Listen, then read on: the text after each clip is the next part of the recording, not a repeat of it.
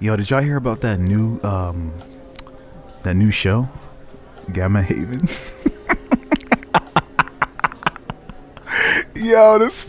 This show Gamma Haven though. Yo,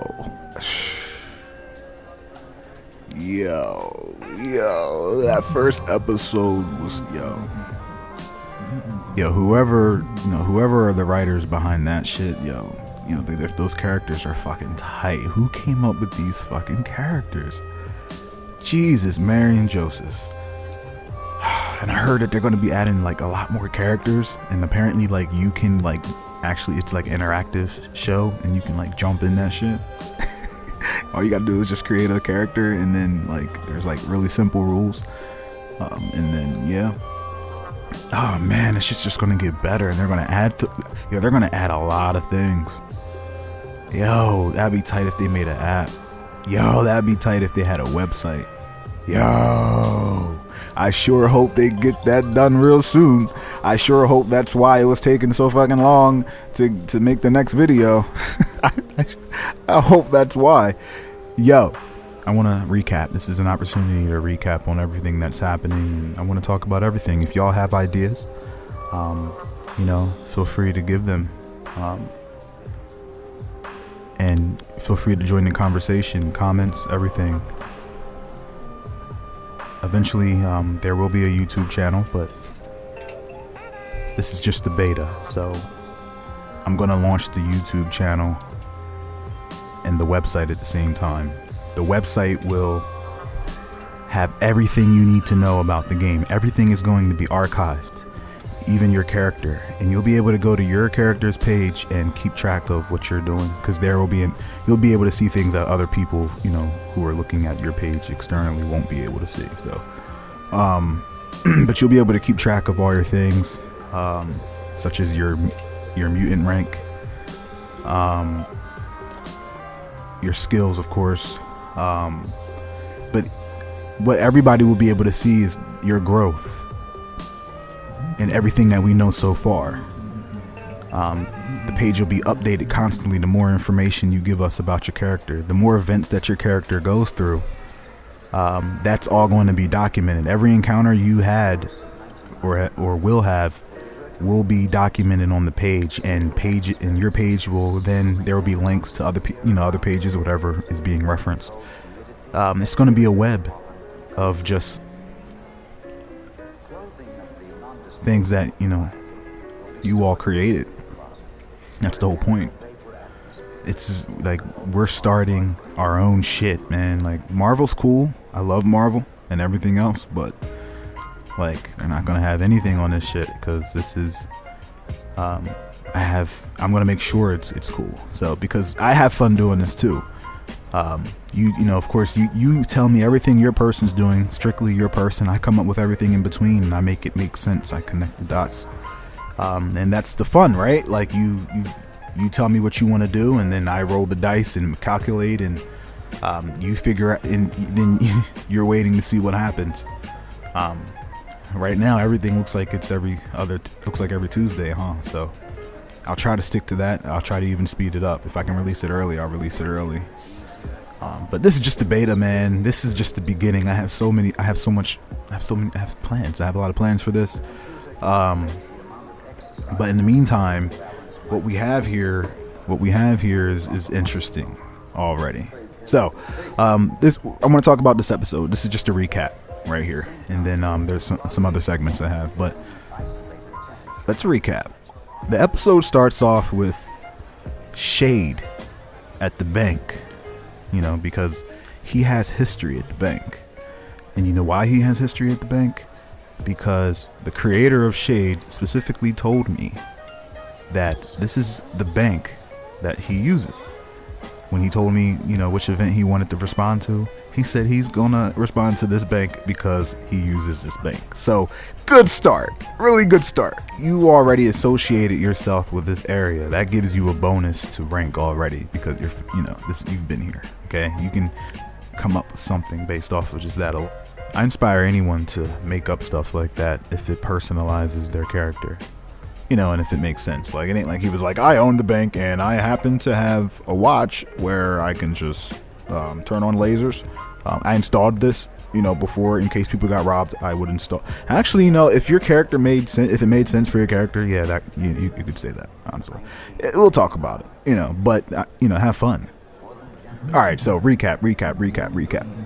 It starts off with Shade at the bank, and that's what the whole scene was for, just to pretty much show you that he has history here. That's literally what that whole scene was for. Because it would have seemed cheesy if he was just like, I go to this bank all the time. Just saying it, like, kind of want to show that. I feel like a director, kind of. Anyway, yeah, so he starts off at the bank. They're pissed. They're kind of jealous, right? They're shooting them jealous looks. They're like, who is this guy that can just walk past everyone and get a new debit card, just like that? I think maybe it was something else, because the creator of Shade, and I'm saying creator because I don't know if they want their identities. I don't know. You know what I'm saying? Never know. Maybe they want to keep their identity secret, just like the heroes. Even though they did post that somewhere, but that shit's like buried in a bunch of comments, which is why we're gonna have the website. But yeah, he starts off in the bank. People are salty because he got in, got out. And the receptionist, she was kind of on Shade's nuts, yo. I wasn't making it seem like that because I didn't want to like go that hard with, making a chick's voice on someone's nuts. But I bet you she was on his nuts. Anyway, he dips out, and the place gets robbed by these goons, and like I was just the move you ooze thing that it just fucking made sense. I was freestyling. They got these guns because the event said the bank is being robbed by some crooks, but with some high-powered weapons. So they shoot it, bang, bang, bang. There was a security guard. He tried to pull his gun out to be a hero. The goon was on point. He was like, nope, bang, shot ooze at this man. I pictured like a big blue glob. I don't know what y'all pictured. And I pictured the crook kind of looking like a really wide diesel, like scruffy face motherfucker. You know what I mean? And then like both of his eyes kind of look both ways, like apart from each other. But anyway, bang, shoots the security guard, ooze. But like I pictured like a big glob, like a really big glob, threw him against the wall like really hard. Like he probably he probably had a concussion. He hit the wall so hard, and then he was suffocating because it's just big ooze and he couldn't breathe, so he died. And Shade, he's calling back in because he forgot to cancel a very special wire, an important wire. So he was wiring money. He forgot to cancel it. Shade's a baller. He's got money. I wonder why. I can't wait till we figure out what's going on with Shade. Why does he have so much money? Why does this bank like him so much? Anyway, he calls. This is happening while they're on the phone. Meanwhile, there's this guy up on the roof across the street scoping the whole scene out, like watching the robbery take place. He has mechanical eyes. I pictured like some something like that. Some like lenses. He's scoping the area out. He looks kind of cool. I don't know what y'all pictured, but I pictured a hooded young gentleman, all like cool looking and shit, like some fucking kind of anime looking motherfucker. That's what I was picturing. And none of the players, they didn't really give like a super cool, like detailed description of themselves, because I really kind of just wanted people to jump in. But feel free to give a big description of yourself. I recommend you just hold off until I get the website popping, so we have somewhere to put it. I don't have to dig through a bunch of Facebook shit to find it. But eventually we'll have some detailed descriptions of these characters. This is just the beta. But right now we're just playing with common concepts. So, and then there's imagination. You picture how you want to picture it. I know what I pictured. And a picture always helps. If you could find a really cool picture of your character, but like something really cool though, like I'm talking about quality wise, like digital art preferably, or a real person, whatever. Find a picture of what your character looks like, give it to me. So when the website goes up, that picture will be there for your character, or not. It's up to you. So what we have here is an encounter. Two players have decided to go to the same event. So at this point, when two players arrive at the same event, I take everything that they said they were going to do, but then I let them know, hey, this person, you see this person. If you know, unless there's a skill that you have or a way that you're saying you're approaching the event, unless there's a way you're doing it different than just showing up, then there's, you know, you're going to run into this person. So for example, if you had a power, your power was invisibility, I wouldn't tell that person that you're there. Or if you say if you're some kind of assassin and you say you sneak onto the premises, I'm not going to tell that person you're there unless they have a power that counteracts that, such as danger sense, which, by the way, is what I believe Shade has, because that's how it looked. All right, so to, you know, keep it real with you, I still don't know if I want to talk from a fan's perspective, like someone who's viewing it, because I'm a fan of this shit. I really like this. Or do I want to kind of give you like glimpses on what's happening behind the scenes, because that's just as interesting. I'm going to flip-flop between both. So sometimes I'm going to act like I know what's going on. Sometimes I'm going to act like I'm watching this shit. All right. So I reached out to Shade. I wanted to get some more inspiration behind his character. Shout outs to the creator of Shade for taking a second of his time, or a few minutes of his time, to provide some answers for the questions that we could quote for the show. You know, eventually when everything is done and out of the beta, I want to have like some kind of podcast or some shit for it, where they can come on and talk about it. But until then, not everyone has the time, because I want to make this something that's, you know, easy to access and be done real fast, in and out, bang bang. And then of course there's always the option of something, you know, something else if you want. But for now, just questions. Just answer a question. I'm going to put it on the show. I reached out to Shade for some inspiration behind his character, and this is what he said. Shade is actually a character that I've imagined years ago, and has a number of different forms across a variety of stories. The persona is the same each time, but his abilities change with each setting I throw him into. In this setting, I thought it'd be fun to play sort of a hybrid between Jason Bourne and Nightcrawler. Yo! So that's what that's about. That's pretty tight. So it makes sense why you have some money. Alright? Jason Bourne. That's tight. That's tight. The creator then goes on to say, Shade was a covert operative who worked with a top secret clandestine sub-organization within the government up until the past few months. Whoa. Recently, the organization was disbanded when an operation that Agent Hawthorne, codenamed Shade, was not part of. His name is Agent Hawthorne. It went terribly wrong and compromised the organization, but he was not part of it. While there was a contingency in place, the government decided that, for the time being, Agent should be relieved of duty until further notice. Shade, or previously Agent Hawthorne, has been spending the past several months attempting to slip into his new civilian identity. And that's when the radiation event occurred. Damn. Shade's powers were a shock at first, but after some practice, they seemed to be an extension of his training, and he quickly learned how to apply them to his natural strengths. So he was already a beast at fighting. Now he can just teleport and fight. It's dangerous. It's dangerous.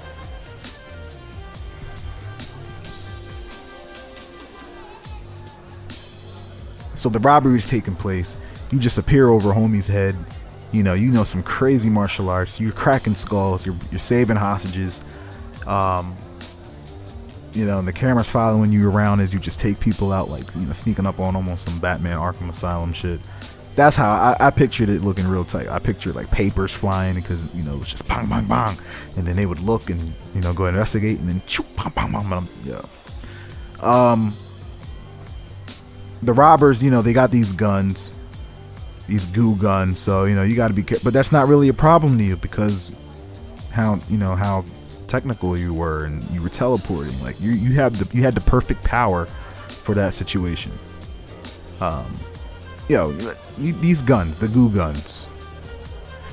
I want to do. All right, so for the goo guns, and this is going to get archived because everything's going to get archived. Everything that's mentioned in the game that is important or not important, we're going to archive that. That's going to be like, there's going to be a compendium just with all terms and everything that exists in the world. Starting with this gun, this gun that shot the goo. Let's have a community contest. If someone could come up with a name for the type of ammo it was shooting and a name for the gun, and come up with the technology behind it. The technology behind it, the name of the gun and the ammo. I want to see what y'all come up with. We're going to vote on the best. And that's what's going to go into the Gamma Haven compendium. So, Shade's fighting. He's teleporting. The man on the roof. So he's watching from afar. He's scoping in apparently because his eyes are mechanical or something like that. He's zooming in. Actually, let me stop front. Those are contacts. Those are night vision contacts, but apparently like they can zoom in too because this dude, he's a problem. Let's put it that way. Y'all don't know it yet. I can see it coming. This dude's a problem. So it's crazy how underestimated he was.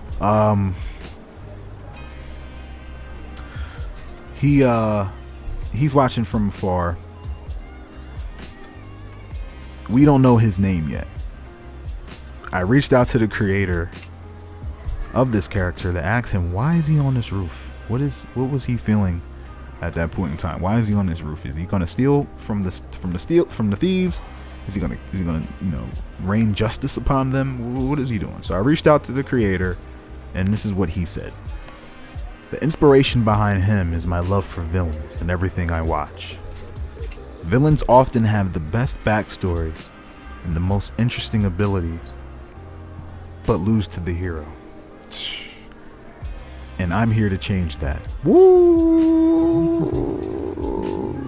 Right, because the villains, they always lose. It's true. And there are times when they win, and those are like the best villains, right? That's like the best moments when the villain wins, in my opinion. All right, so then the scene changes, okay? It cuts to the event that was taking place in South Haven. The governor's being attacked by a hawking mutant is what the event was. So that the scene cuts to like this dude in pretty much like velvet pajamas. I was picturing like some really like velvet looking pajamas in like burgundy though, and leopard print, and like the pajamas they just expanded with this dude. Like he's bulky, big diesel, big torso motherfucker, right? He's charging in. He's thrashing some security guards because, the governor, he don't have an army out front of his crib, apparently. He's running through some security guards. He suplexes one into a water fountain or a statue. Suplexes that poor man into a statue, and then he breaks the statue, so that guy's dead. Then he chops the other dude like breaks his spine probably. Then he grabs his neck and choke slams him. Then he leaps from there. He leaps through the second story floor of Governor Gabucci's mansion. Boom! Just cut into the chase. Like, just boom! This dude's strong. He's going through walls on command. They're in his safe house. The governor, they're in his safe house. By the way, the governor was stressing out. Remember, before this even happened, the governor was like sitting there. They were stressing. His advisors are telling him to leave the city, probably because of the gamma shit going on. Like, crime is going up. Apparently, a lot of bad people just got powers.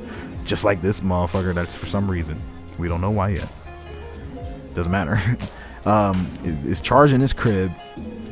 He's stressing. She's like, we gotta leave this city. He's like, I can't. His daughter, she's like, my friend, here she has a birthday. He's like, everybody, like, chill. I'm trying to think. So anyway, they get into the safe room. He goes through the safe room. Like, what's the safe room? I just jumped through your house, right? Bang! Get rid of the safe room. And then all of a sudden, this dude, we don't know who he is yet. He comes.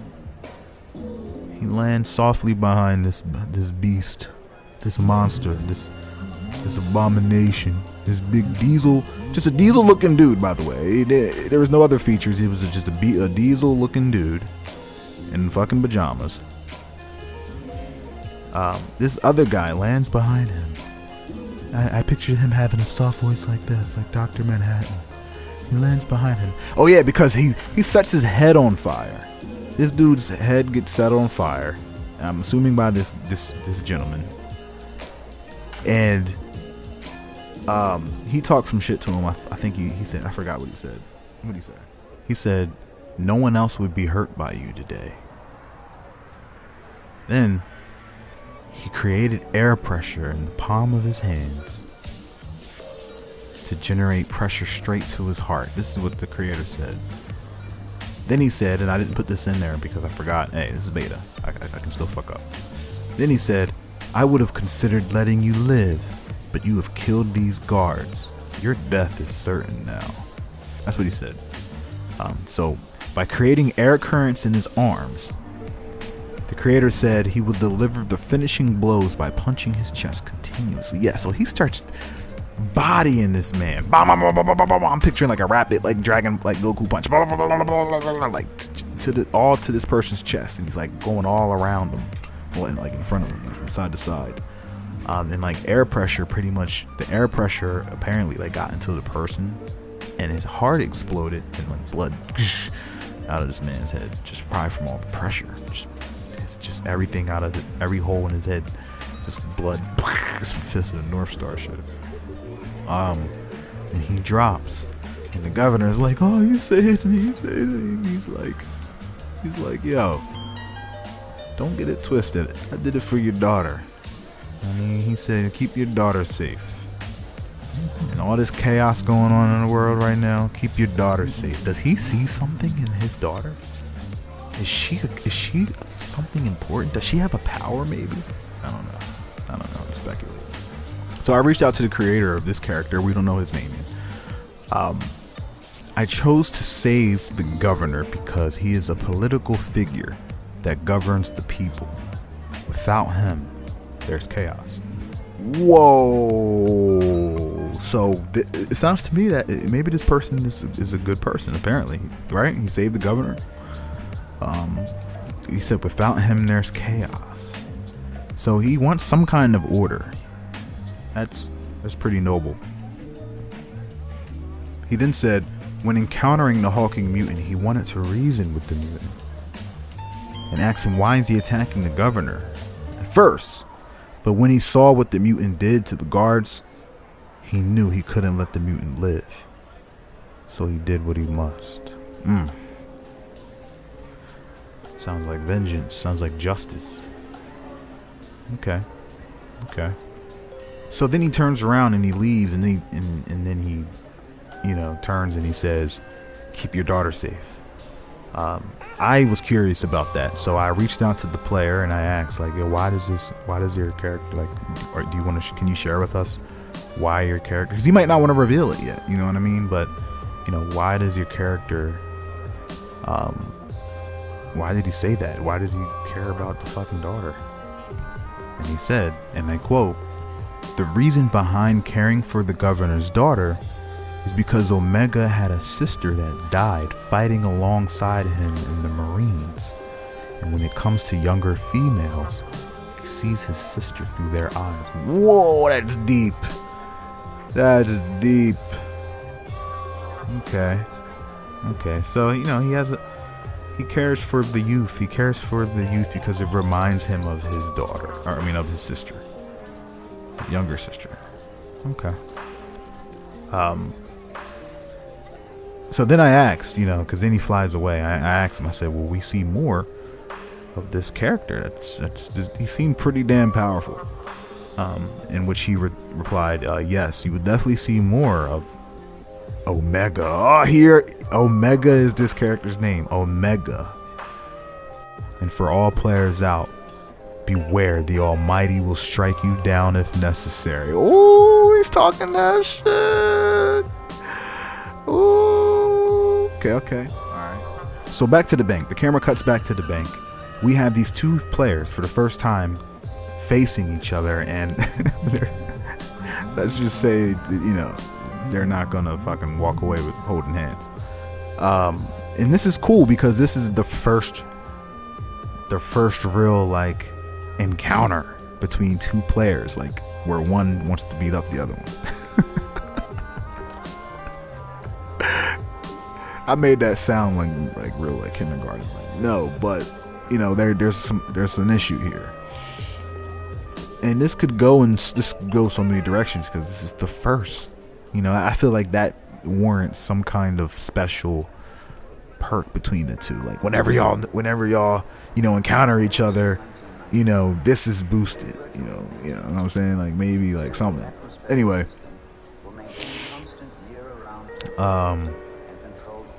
so they encounter. They're beefing right now. I wanted to know what each of them thought when they saw each other. Because at this point, when you tell me what you do, as if you're playing, you know what I mean. Because I asked you, okay, well, how do you respond to this? And what are you doing? How are you doing it? And that will happen until you meet an encounter. Then I'll give you an opportunity to change that and come up with countermeasures. All that happened, you did this and this, but you see this. So for example, with the person on the roof, we'll call him 12. All right, that's his name. His name is fucking Anarchy 12. All right, he's on the roof. He's on the roof, and I say, you see this, because the way they both said they approached the environment, he said, I'm on the roof and I'm watching. Whereas Shade said, I'm going in, I'm doing this, bang, bang, bang. So he saw it because he was on the roof. So I told him, I said, you see this happening. You see a man, you see a bank robbery, but then all of a sudden you start seeing a man teleporting and bringing hostages with him. I told him that. That's what he saw. So he's bringing hostages outside of the bank. He tells the officer, like, yo, call for backup, right? But Anarchy 12, he does something to the radio system that changes the message that's being sent to the other officers. He makes it sound like the officer said there's a metahuman inside of the bank attacking people, kill on sight. So officers get that message. But ultimately Shade was successful at the encounter, so it never got to that extent. He probably de-escalated it. So yeah, he tells the cops to call for backup. Anarchy 12 changes the message that's being relayed. Then one of the hostages tries to escape because apparently, like, when a hostage runs away and gets in the car, fidgeting with their keys to get away, the hostage says something along the lines of, they told me it was going to be easy. They're going to find out it was me or something. So I think that this was probably one of the people pretending to be a civilian, probably casing the joint. So he's fidgeting with the keys. Apparently he's getting away, and Anarchy 12 is able to take control of the vehicle just by, he's probably some kind of technopath. Because remember, he changed the message in the radio. Now he's controlling the vehicle. He makes the vehicle U-turn because that person was trying to get away. The vehicle does like a U-turn and hits the cop. The hostages dive out the way, kills the cop. So anyway, Shade comes out. He hears that. He comes out, and I reached out to the creator of Anarchy to ask him what he was thinking when he first saw Shade. When he first saw Shade saving the hostages. And in which he replied, when he first saw Shade, he was thinking immediately, and I quote, heroes protecting a doomed world. He would not interfere with my plans. Okay, he probably didn't say it like that, but that's what he said. So yeah, Shade saving hostages. So he kills the officer, and I wanted to get, what was his line of thought when he just decided to kill an officer like that? Like, what was the whole point of that? And he said, well, in that moment, he had already seen Shade saving people, and an officer calling for help. He wanted to make Shade out to be the villain, so when he screwed with the police's backup call, he needed to kill the officer so he would not contradict the shoot on sight order, which makes sense. So what did it come down to? Remember, every player's base rank is average. It comes down to bonuses that they get from the circumstances or the situation that they're in, or their abilities adapting to that circumstance or situation. Anarchy 12 saw Shade. He immediately backed up on the roof. He threw down a hologram and was going to go plant C4. The creator of Anarchy 12 stated, this is why I love this character. This is what this motherfucker planned, right? He was gonna bait Shade to the roof with the hologram. Tell the cops that Shade was on the roof, that's where he is now. Have the cops come take care of Shade while Shade was trying to apprehend him. Meanwhile, he fucking escaped. And then he was gonna detonate the C4 and blow up the cops, Shade, and everyone that lived in the building that they were on. That's what was gonna happen if he got away with it.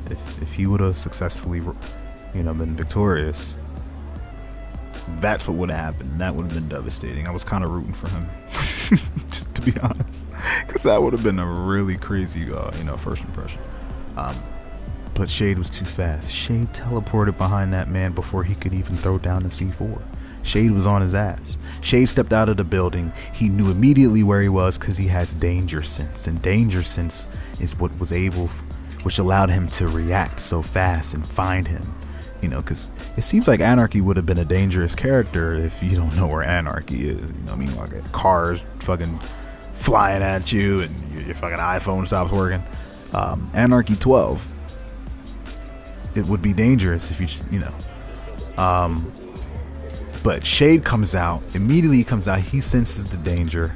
He knows where it's at. He teleports behind Anarchy before Anarchy can even throw down and plant the C4.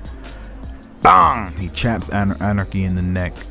He had, and Anarchy's eyes went white, kind of like when someone in Dragon Ball Z gets knocked out cold. So he chops him in the neck, and that's what the player said he wanted to do. Because remember, you have an option of killing a person or maiming a person. He chose to maim him, which is like, you can either brutally injure them, they come down a rank. You can make that, however you want, as long as they don't die. He chose to maim him by knocking him unconscious and dropping Anarchy off to jail. The other fucking burglars. He dropped his ass in jail like an old school Scooby-Doo criminal with some common humans. Oh man, that's bad. That's worse than death. Let's break it down. Shade had an advantage because he was familiar with the bank. So his overall mission was to save the robbers and handle any threats interfering. He specifically stated if anyone interferes, he would handle them just like he's handling the threats. Efficient, fast, survival is top priority of the hostages and himself. With those bonuses to his average rank, his rank ended up being exceptional.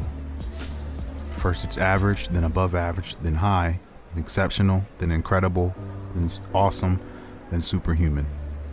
Anarchy 12 gets a bonus because he has a special perk called the Anarchy perk. Whenever his actions involve creating chaos and anarchy, or even being evil, because he is our first evil character, by the way, he gets a bonus. He also received bonuses because he was baiting and setting up a trap. He was waiting for the move to be made by Shade. And he received a bonus for being in a safe place the whole time. As I said, he's ambushing, so he received a bonus for being out of harm's way, away from the robbers and all that. His final rank was incredible, which is higher than exceptional. So the chances of success were a bit higher for Anarchy, mainly and most likely due to because he was setting a trap at the end of the day. But Shade was just too fast for him. Shade treated him like an everyday villain, though, by dropping him off in a jail cell. with the burglars. It's an insult, and maybe Shade didn't see him as that kind of threat. Maybe Shade didn't put 2 and 2 together. I mean, from Shade's perspective, he didn't know what, Anarchy was doing. He didn't know that Anarchy had bombs under, he saw the hologram, but he fucking neutralized Anarchy even before he saw the hologram. So that danger sense is a problem. Alright, so I'm done blabbing about this. Stay tuned for episode 2 of Gamma Haven. I'm really looking forward to seeing where this goes. And also, this is the downtime phase. So in the downtime phase is when players create their own events for themselves, pretty much telling me what they want to do and how they want to accomplish it. This is a good time to progress your solo arc, a good time to dive into the lore of your character and share with everyone what's going on in their own story arc.